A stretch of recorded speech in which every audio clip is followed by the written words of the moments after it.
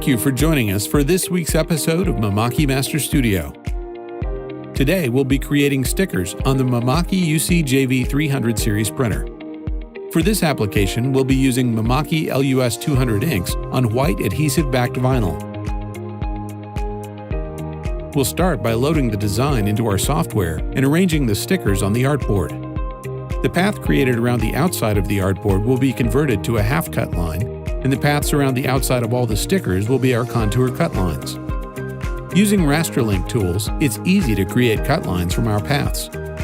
Assigning unique stroke colors to each path enables Rasterlink to perform multiple cutting functions in the same job. Once we've organized all of our cuts, we are ready to load our finished graphic into our Rasterlink software.